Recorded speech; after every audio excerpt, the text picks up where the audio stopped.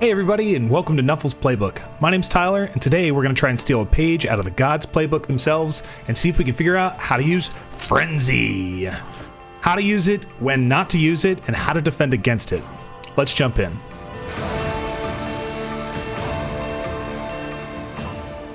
Alright, so what is Frenzy? Frenzy is a general skill that allows you to throw two blocks. It forces you to follow up, if you can, and throw a second block if the person is still standing. If you have to rush, you can, but if you're out of movement, then you can, or blitz. It's a really great skill, but it can also run into many frenzy traps, which we'll dive into. One of the great things about it is that it was going to double your odds right in here. If you're likely to put the person down on his back, then you're going to double those chances. If you're not likely to, if you don't have block or it's 2-die uphill and you're likely to fail, well, it's going to double those chances as well. The next big thing is board control. You can push them around. You can move not just one space, but two spaces on the board. And that can open up all kinds of holes, especially when it comes to crowd surfing or chain pushing. You get extra movement to help move people around.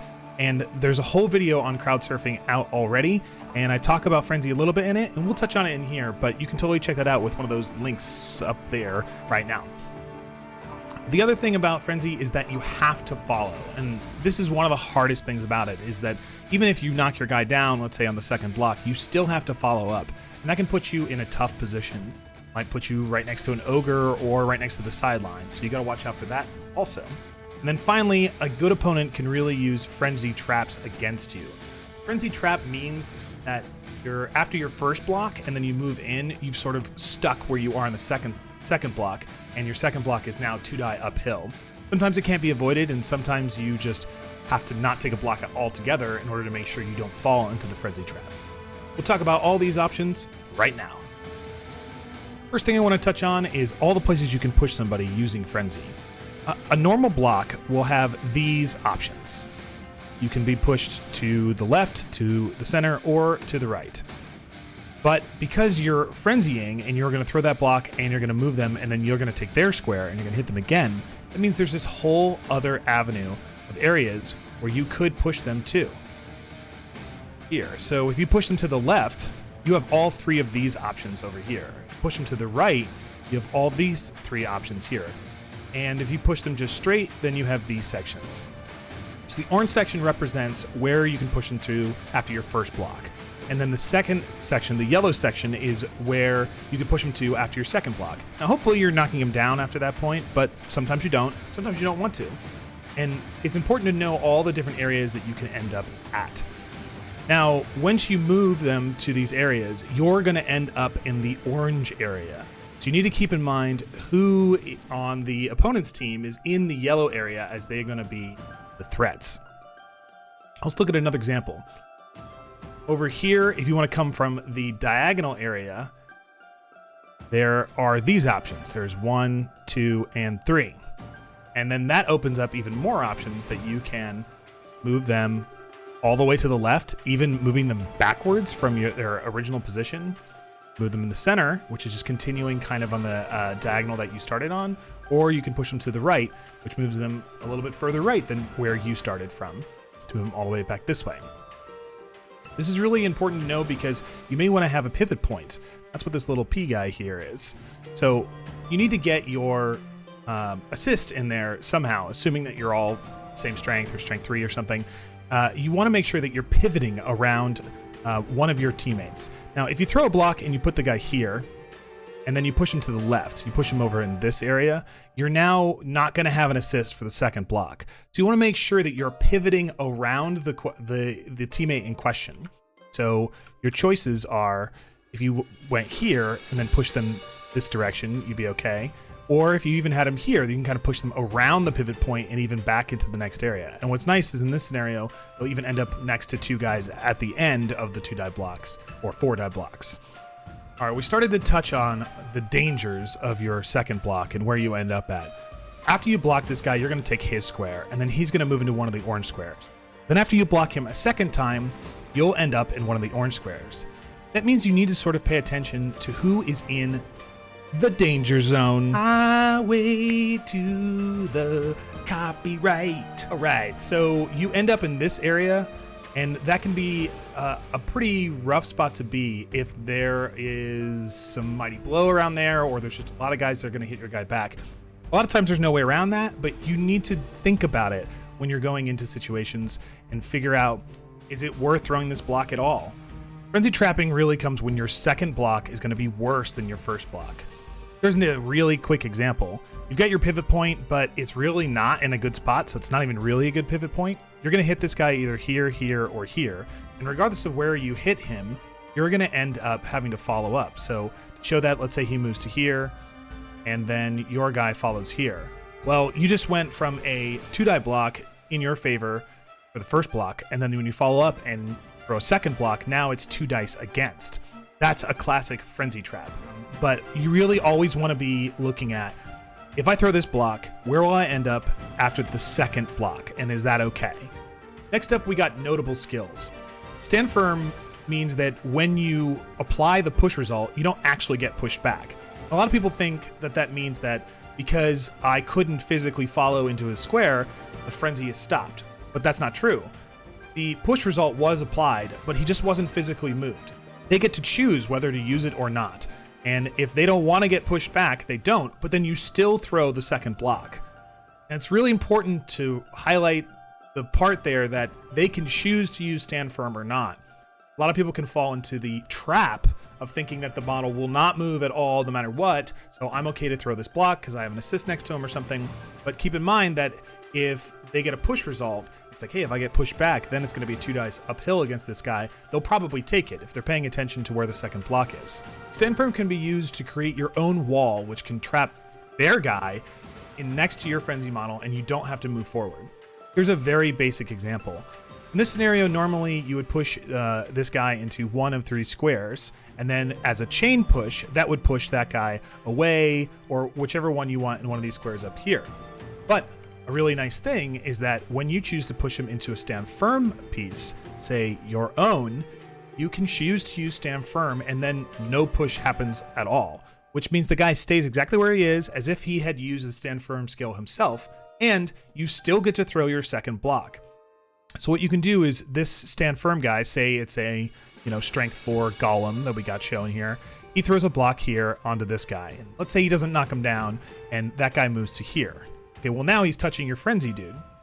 Then you can bring in your little assist up here and put that so you have a little L shape here that guy can't get pushed into any of those sections. So when you go to push, you can make your block on that target and then push into the stand firm guy and choose to use stand firm yourself. Let's say this is a big ass ogre and you don't want the werewolf getting next to that guy. So you can push him into your own stand firm guy, you stand firm, and then your werewolf gets to stay where it is. Next up on our notable skills is the skill Fend. Fend means that the opponent can choose to not let you follow up if they want to use Fend. So in this very simple scenario, this guy gets pushed back, and then he can say, nope, you don't get to follow, and since you can't follow, you don't get to use the frenzy skill, and that guy block is over. Now, it's really important to point out, just like with stand firm, that Fend is an optional skill. So don't go in fighting, say, nobility and be like, oh, I'm going to block all those guys and it's no big deal. You still need to look out for the frenzy trap, what's going to happen in the second block. Next up, we've got Sidestep, and it's a big one, even though little models often are the ones that have it. The thing is that they get to control where they move to in a push, and they can kind of move backwards. So on here, they can choose any of these squares in order to move to, and that's shown here. So the first move, okay, not a big deal because you've ended up in the same square that they were originally. But the bigger problem is that after the first block, if you don't knock them down, especially if they have dodge and block, that they can then move a second time into this zone. It can be anywhere, any one of these squares in this whole area is where they could end up. And that means that you're going to end up in this orange zone in one of those squares if you throw the second block, of course forced to follow. This is super important because any big guy or clump of guys or mighty blow guys off to the side are all real big threats to you. You've got to be aware of where those people are. say there's a troll right here, they could sidestep you. You know, they go this way for their first block, and then they go this way for their second block, and that puts you right next to their troll for next turn. Now let's talk about crowd surfing and use of Frenzy. I just did a whole video on crowd surfing that you can check out here on the links, and it will cover a lot of the topics, and it does touch on Frenzy some. But there's a really nice trick that is pretty common that I wanted to point out specifically for Frenzy.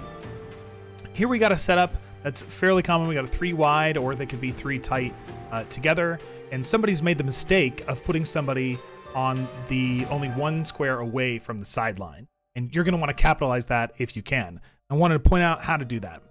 So in this scenario, you just take a block here, knock that guy away, and then you're able to bring this guy up as an assist. Let's say to bring him up here, tie that guy up. Then you're going to bring in this guy over here. You're going to go here so that you have a good, strong assist on here for both this square and this square here. That's when you're going to take your Frenzy Blitz. You go 1, 2, 3, and then Blitz on the diagonal. Go there, hit him on 4, and then you push him here for 5, and he is out from there, assuming you just get a couple of pushes. Then you're even able to probably have a 6th movement, or maybe a go for it, to rush back into this area so that you're not only not in danger of being pushed out yourself, but you're protecting your own person here as well. All right, now let's put together some of these tricks and see if we can show you what maybe a good offensive first play would look like. This offense obviously will only work if the opponent sets up like this, but it's a fairly common, somewhat chevron defense. And it really doesn't matter what these 3 guys back here are doing too much, because we're going to try and avoid them. If they are up here on this line, it's a little bit different, and we'll cover that in our defense area. So first up, you want to free up these guys on the right. We're going to try and basically punch into these guys on the left. And here's how I do it. Take my block here and take my first block this way. So we're going to assume that all of our blocks, as long as they have an assist, are going to be a push or better. And for sake of argument, I'll show you all the pushes in the example. So there's push 1 that pushes him to this area, and we'll follow their block again and end up with that guy down in this area. Hopefully he's knocked on the ground, so it frees this guy up. If not, we may need to move somebody else in a second. Next block, we come in here, take a block here, and push him over. And then we follow and take a second block, pushing that guy up here into that area. And then we're going to bring over assist. So he's going to come down here, come over here, come into this area. Build this now, because this guy would be all by himself otherwise. We'll take our first 2-die block here, pushing him this way. Then following suit, we'll go again and take another 2-die block. We're really just working a line and pushing everybody one direction so that we can sort of open up more on the other side. So those people have all moved in, and we've got this guy free in here. We're going to bring him down 1, 2, 3, 4, and then 5. He's going to end up in this square, that area, to get an assist on that. But if we're going to do a blitz on that guy, our second block is going to have a negative assist against me. So I want to bring in another guy. Also, this helps me build my cage a little bit. So I'll bring this guy up into here, and he'll be there. Then I'm ready for the blitz. And I may actually bring up the ball at this point, depending on how aggressive I was feeling. But if I wanted to be safer, I'd leave the ball back where it was. But here's the blitz. Blitz comes in here, then up, then over, and is going to take their first frenzy block there. I've got 2 assists to his 1, so all things being equal, I'm rolling 2 dice. Push this guy back to this square. I will then block him again, still getting the assists, and he will end up likely in this square here. Now I've got a nice little defensive avenue in this area, like this. So I'm going to go ahead and bring the ball carrier up here and take this square. The reason I want to favor one side over another is that if you're playing a large frenzy team like Korn in this example, you kind of want your opponent to overload one side. That gives you a good benefit to be able to push them up against the sideline. And even if you're not able to push them out, the threat of being pushed out will force their decisions to make everything a little bit harder for them. So when your ball carrier is here, you don't want him 1 square away from the side, because if he does get knocked over, the ball could bounce out, it could throw into their side. You want to keep 2 squares away from the sideline, but also you want to favor that side so that if they do come in, let's say they blitz this guy right here, and then they want to come down this way or whatever, that's okay, because I know that that means they're going to put pressure on your ball, but then whoever you have left or free, or you can free up, can come in and blitz that guy 2 spaces and push him out. and now you're cooking with gas. So how do you stop all this craziness? Let's say when they have lots and lots of Frenzy, Corn, or Norse. One way is just to really stack the center of all this. Knowing that they're going to have to follow up, and if all they have is Frenzy guys to block with, this makes it a lot harder. Or if they even just have a couple of guys, like the Norse Yeti, for example, he really wants to get in there and use his skills. This is a good way to really punish that. This Frenzy defense max center puts your big guy front and center. It is extremely unlikely that they will be able to get a blitz on the big guy. Even if they push all these guys out, it's going to turn into frenzy traps real quick. Now, if there's guard, it really messes this all up. Either if you have it, it makes it way easier. If they have it, it allows them to make those 2-die blocks without it. But as soon as that guy comes in here, like if this guy throws a block here, this area, well, then instantly there's 2 assists. So he needs to bring in somebody here to tie those guys up, but he can't get anybody on the big guy. So then that's a problem. And if that guy stays up, then he's here. Now he needs to bring another guy in here. Then he ends up with all these people right in the middle, with your big guy having a target-rich environment after the fact. Going to be the loose center defense. Now, this is a great way to prevent the chain pushes. And also now there's even more people sort of clogging up the hole without causing a chain push situation. So in this, even if they're throwing their blocks, your first block is okay here, and then you can push them this way, but then the second block is no good. And there's no real way to get extra people on that other than, bringing somebody up closer. All right, but you're playing a sidestep team, Snotlings, or ogres with lots of Noblars. This is the setup for you. You don't want to put your big guys on the line. You want to put your little sidesteppers on the line, and you just get to control what happens all left and right. Even if they're throwing 3-die blocks against you, there's a pretty good chance you're still going to be standing after the first block, maybe not after the second. So you really get lots of choices on where they're going to go. Just a reminder, if you're blocking the center guy, these are all the spaces your model may end up at the end of it. Maybe not back here in the backfield if they have these strong guys, but once it loosens up, then absolutely. It means you could get moved down and harass the ball, but if you move them backwards towards your own big guys, that'll force the Frenzy players to end up just right there and be right next to them. Like the guy went straight back, or this guy, we threw a block here, and then he sidestepped to here, then he sidestepped to here. I'm right smack in the middle of this big guy, and that can cause all kinds of problems. You just want to do that the whole game. You want to keep a Snotling or a Noblar right behind you, off to the side, preventing any type of gang up blocks for them to really pound them. But then you also want to just make sure that anytime they're hitting your sidesteppers, you're just sidestepping into one of your big guys left and right. That wraps up all the sweetness that is Frenzy. There's so many more options and great setups that's just too much to cover in one video, and maybe I'll do another one on formations if you guys like it. But let me know if you liked it. Please comment and like, subscribe if you want, all down below. And let me know how you use Frenzy to awesome effect. What's the most you've ever pushed out in a single turn? I've done 3 in one turn and a total of 6 in one game. Who's done better than that? Thanks so much for joining on Nuffle's Playbook, and check out one of the other videos here, and we'll see you next time.